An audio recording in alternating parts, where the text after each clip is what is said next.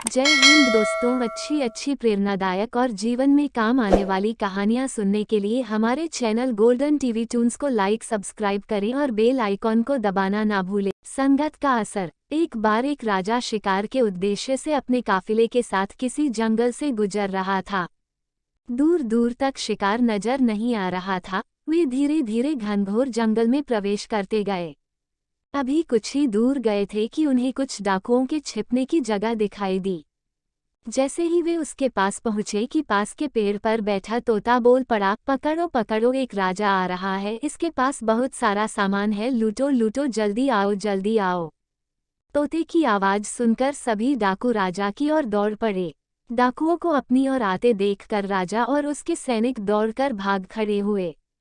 भागते भागते कोसों दूर निकल गए। सामने एक बड़ा सा पेड़ दिखाई दिया। कुछ देर सुस्ताने के लिए उस पेड़ के पास चले गए। जैसे ही पेड़ के पास पहुंचे कि उस पेड़ पर बैठा तोता बोल पड़ा, आओ राजन, हमारे साधु महात्मा की कुटी में आपका स्वागत है। अंदर आइए, पानी पीजिए और विश्राम कर लीजिए। तोते की इस बात को सुनकर राजा हैरत में पड़ गया और सोचने लगा कि एक ही जाति के दो प्राणियों का व्यवहार इतना अलग अलग कैसे हो सकता है। राजा को कुछ समझ नहीं आ रहा था। वह तोते की बात मानकर अंदर साधु की कुटिया की ओर चला गया। साधु महात्मा को प्रणाम कर उनके समीप बैठ गया और अपनी सारी कहानी सुनाई। और फिर धीरे से पूछा, ऋषिवर, इन दोनों तोतों के व्यवहार में आखिर इतना अंतर क्यों है?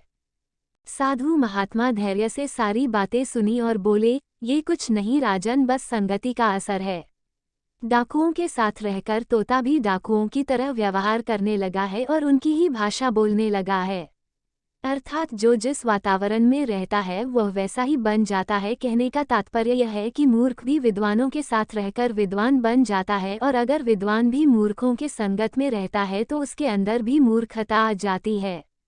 इसलिए हमें संगति सोच समझकर करनी चाहिए।